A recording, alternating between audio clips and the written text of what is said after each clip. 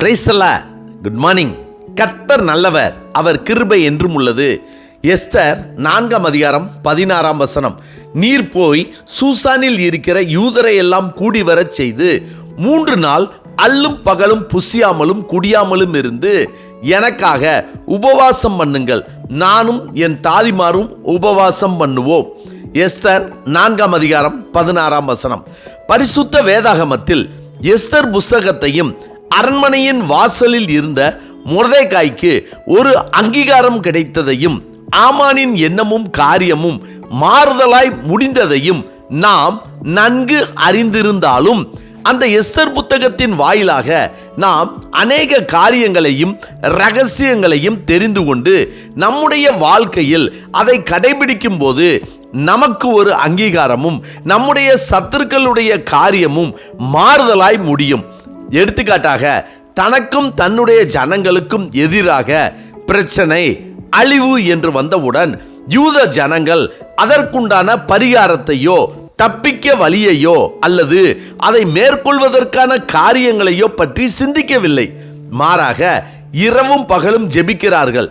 சத்துருவால் தனக்கு பிரச்சனை என்றவுடன் எதிரியை குறித்தோ சத்துருவை குறித்தோ இரவு முழுவதும் பகல் முழுவதும் முறுமுறுக்காமல், இருதயத்தின் சமாதானத்தை இழக்காமல் இரவு முழுவதும் தேவனிடத்தில் ஜெபித்தார்கள். அவர்களுடைய ஜெபத்தின் விளைவு கர்த்தருடைய இருதயம் தூங்கவில்லை. அகஸ்வேரு ராஜாவின் இருதயத்தையும் தூங்கவிடவில்லை. நாமும் ஒரு பிரச்சனை என்றவுடன் நம்முடைய இருதயம் தூங்காமல் முறுமுறுத்து கொண்டிராமல் தேவனையே சார்ந்து தேவனை நோக்கி முறையிடும் போது அவருடைய இருதயம் தூங்காது. நமக்கு பதில் கொடுக்கும் வரை, உதவி செய்யும் வரை, காரியத்தை மாறுதலாய் முடிய செய்யும் வரை அவருடைய இருதயம் தூங்காது. நமக்கு உதவி செய்யும்படியாக அவர் ஏற்படுத்துகிற நபர்களின் இருதயத்தையும் கர்த்தர் தூங்க விடவே மாட்டார். எனவேதான் அந்த ராத்திரியிலே ராஜாவுக்கு நித்திரை வராதபடியினால் கால வர்த்தமானங்கள் எழுதியிருக்கிற நடபடி புஸ்தகத்தை கொண்டு வர சொன்னார். அது ராஜ சமூகத்தில் வாசிக்கப்பட்டது.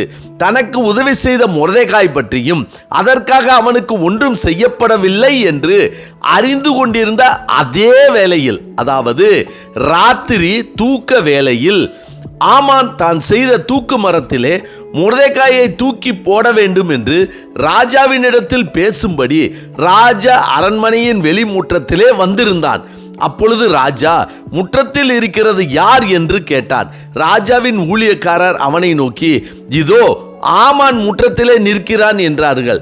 ராஜா, அவன் உள்ளே வரட்டும் என்றான். எஸ்தரும் மொர்தெகாயும் யூதர்களும் தூங்காமல் ஜெபித்துக் கொண்டிருந்த அதே வேளையில் கர்த்தரும் தூங்கவில்லை, ராஜாவையும் தூங்க விடவில்லை, சத்ருவாகிய ஆமானையும் தூங்க விடவில்லை. ஆம், இரவு தூங்காமல் தான் ராஜாவை சந்திக்க ஆமான் செல்கிறான். மொர்தெகாய்க்கு என்ன கெடுதல் செய்யலாம் என்று யோசித்து முறுமுறுத்து கொண்டு அவனுடைய பொல்லாத திட்டங்களை செயல்படுத்தும்படியாக தூங்காமல் விழித்திருக்கிறான். கர்த்தருக்கு பிரியமானவர்களே, நம்முடைய எதிரிகளும் சத்துருக்களும் நம்மை எப்படியும் வீழ்த்த வேண்டும் என இரவு முழுவதும் தூங்காமல் முறுமுறுத்து அநேக திட்டங்கள் தீட்டிக் கொண்டிருக்கலாம். ஆனால் நாம் இரவு தூங்காமல் ஜெபித்து கொண்டிருந்தால் நம்முடைய ஜெபத்தை கேட்கும்படியாகவும் நமக்கு உதவி செய்யும்படியாகவும் கர்த்தருடைய இருதயமும் தூங்காது.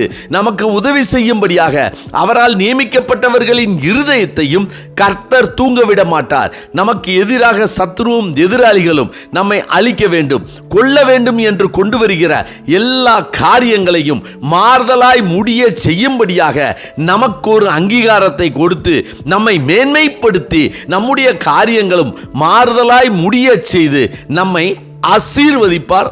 ஆமென். ஜெபிப்போமா?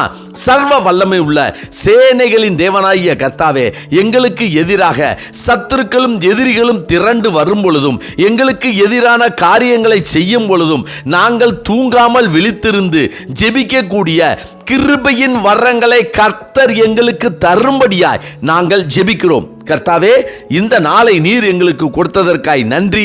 இந்த நாள் முழுவதும் உம்முடைய வல்லமையின் கரம் எங்களோடு கூட இருந்து எங்களை பாதுகாத்து வழி நடத்தி எங்கள் தேவைகளை சந்திக்க வேண்டும் என இயேசு கிறிஸ்துவின் நாமத்தில் ஜெபிக்கிறோம் நல்ல பிதாவே. ஆமேன், ஆமேன். கர்த்தர் நல்லவர், அவர் கிருபை இன்று முழுவதும் நம்மோடு கூட இருப்பதாக. ஆமென்.